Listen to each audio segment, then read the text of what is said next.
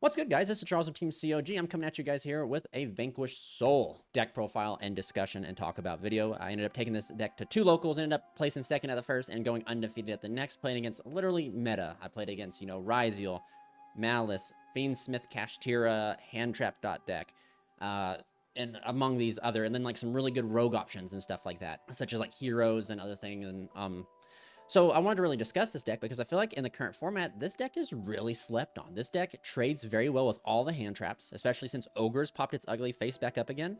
Ogre destroying, you just bounce back your whatever you're activating, and then Ogre doesn't destroy, so they hand loop themselves for like 1 card against Ogre. Whereas other decks, since they can't do that, they get Ogred and it's over because their body's removed, they've lost the name on field.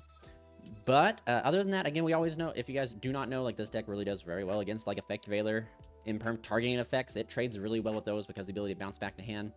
But again, if you guys enjoy content like this and enjoy the point of view duels, man, go ahead and hit that subscribe button, ding that notification bell, and hit that join button, become a member, support the channel directly so that we can keep doing different type of decks.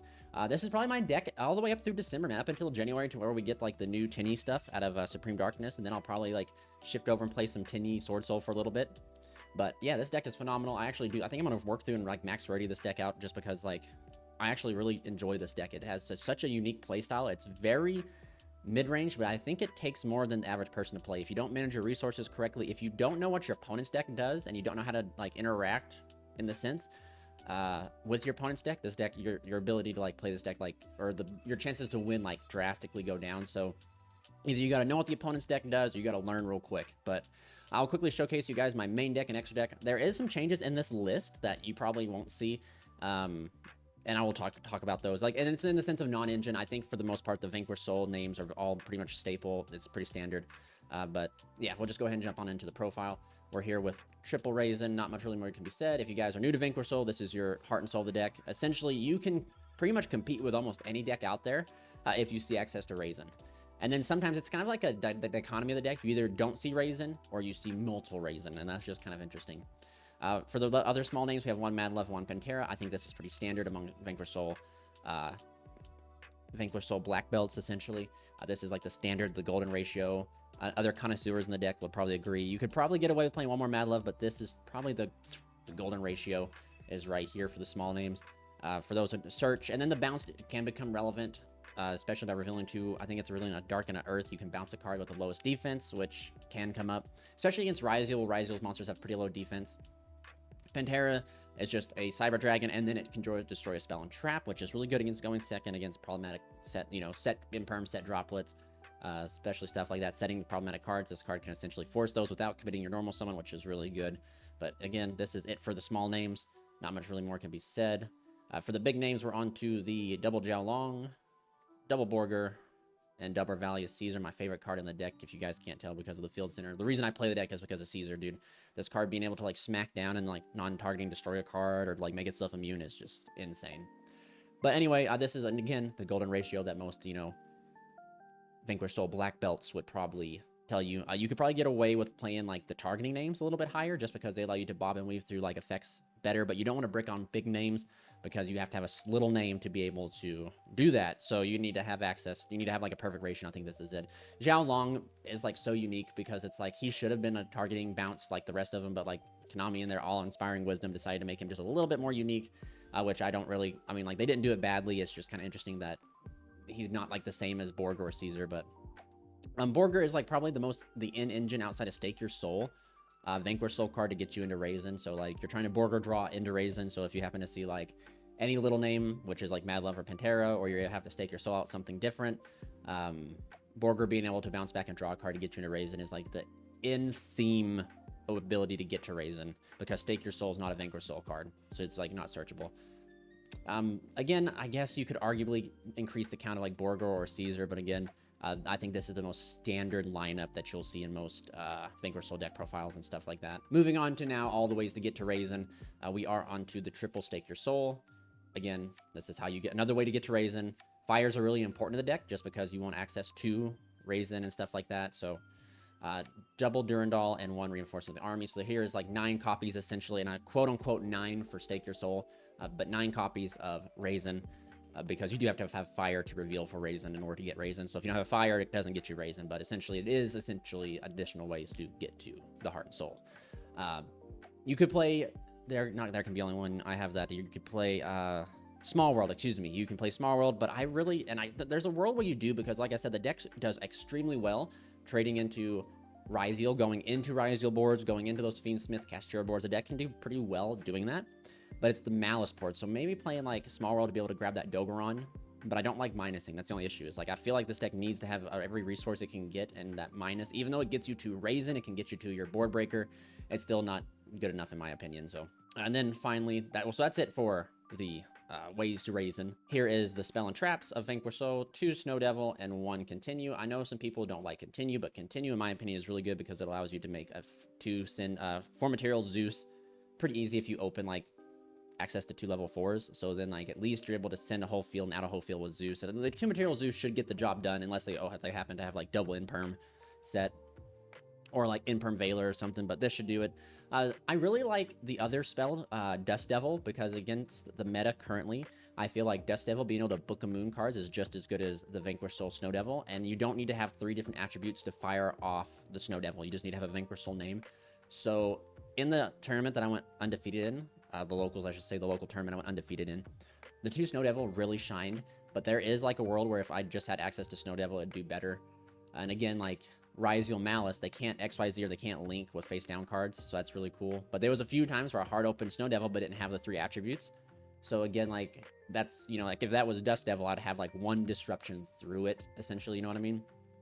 So yeah, that's just my opinion. Again, there's also a rank 4 XYZ you can play, so where if you do decide to cut down on the Snow Devil and play 1 of it, to where once you use it, you can make that rank 4, add back, it either shuffles back the Snow Devil, draws a card, so that way you can research the Snow Devil, or it adds back the Snow Devil from the, I can't remember, it's like a little ram, a little like leaf ram, and it's, I guess like if we decided to go, or if I decided to go into the Snow Devil or Dust Devil route and cutting this down to just 1 and playing 1 of each name, I would definitely incorporate that card so that way, because sometimes resolving Snow Devil once can win you the game, but sometimes it doesn't, but resolving it twice can get you the game, for sure.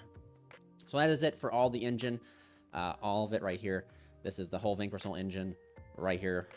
So it's not too crazy, but now time for the non-engine cards, man. And the non-engine is really important in this deck compared to other decks because like we need the attributes, and that's where a lot of our non-engine gets us, is into different the attributes we need, because we don't have enough Vanquish Soul names to be able to count as, you know, like the engine to get us what we need. Like, yeah, maybe you might go Raisin double and open like double Raisin Xiaolong, and there you go. But like essentially you're kind of banking on having access to like another fire monster. And I'll go quickly showcase you guys like the non-engine.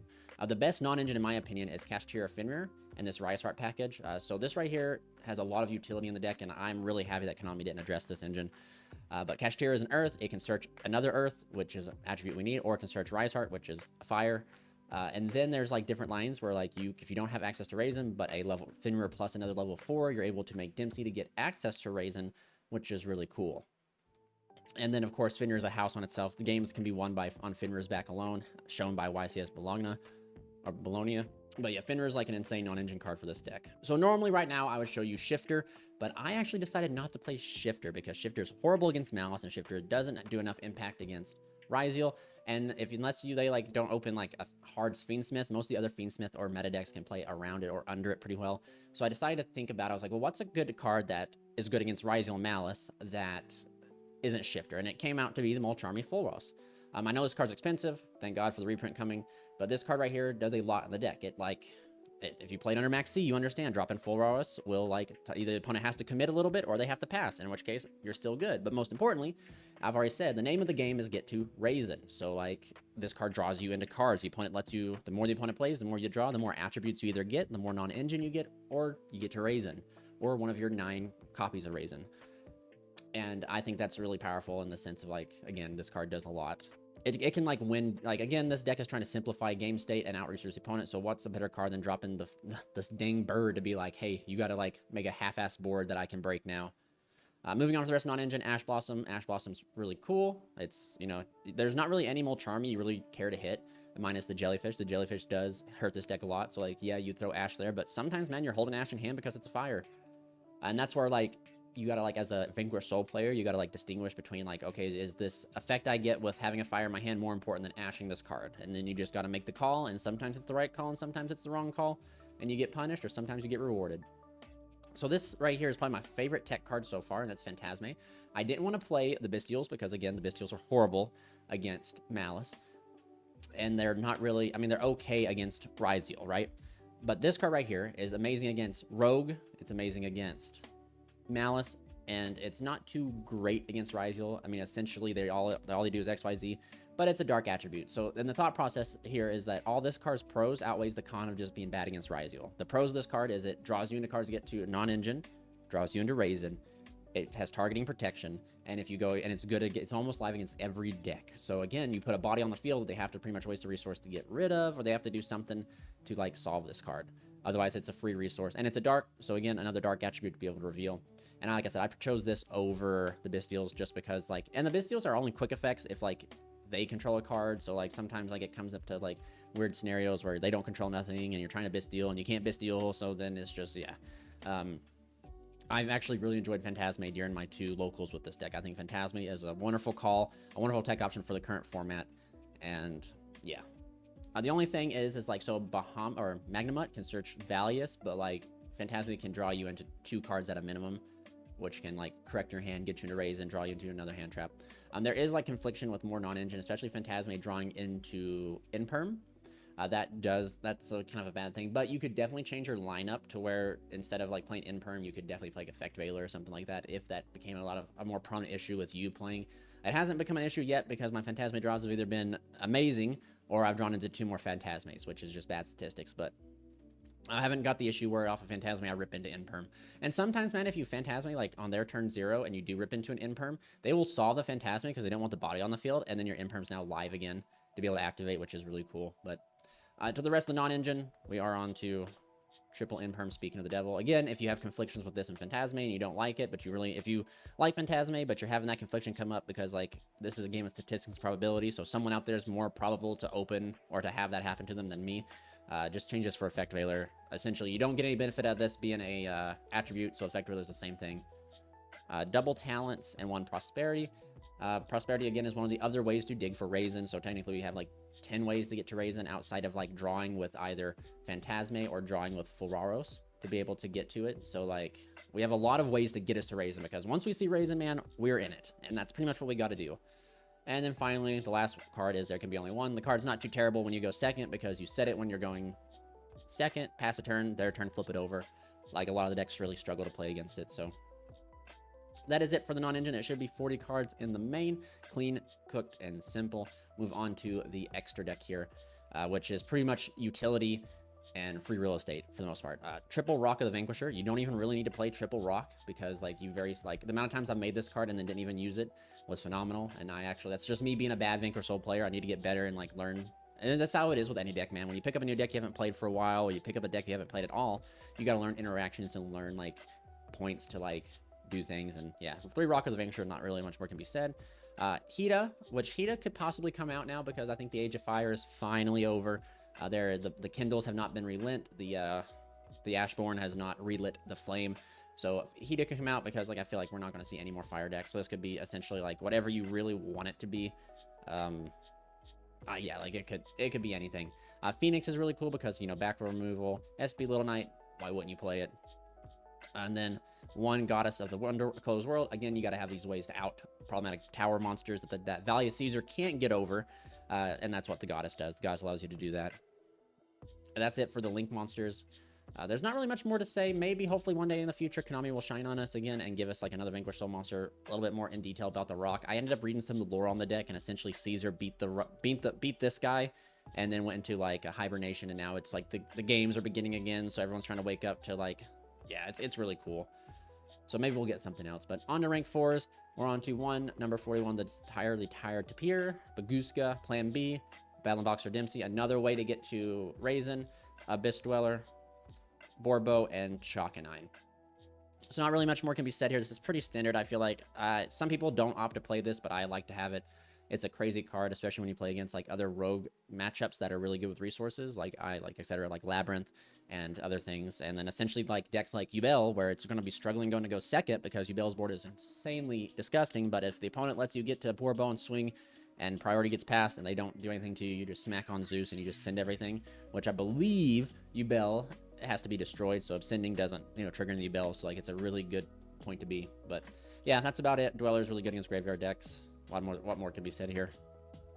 Moving on, 1 Red Eyes Metal Flare Dragon, 1 Sky Slayer Typhon, and then 1 Divine Arsenal AE Zeus. Again, Zeus for the Bourbo stuff, not really much to talk about here. Typhon's really interesting because you can make rock and do some crazy stuff, and then you can smack Typhon and keep the rock because it has to go on the type thing, then the rock can special summon out, and you can keep playing like Vanquish Soul lines while like shutting off the opponent. I normally am not a fan of Typhon because I feel like if you have to make this card, you're already losing. And there's been very few games where I personally have won by making Typhon. In fact, I've lost every time I summon Typhon, I lose. And a lot of times, like even sitting across when the opponent has summoned Typhon on me, it doesn't win them the game. There's very few scenarios where it happens. Red Eyes Metal Flare Dragon, you can make levels rank 7s pretty easy with either Borger and the Kashtira stuff.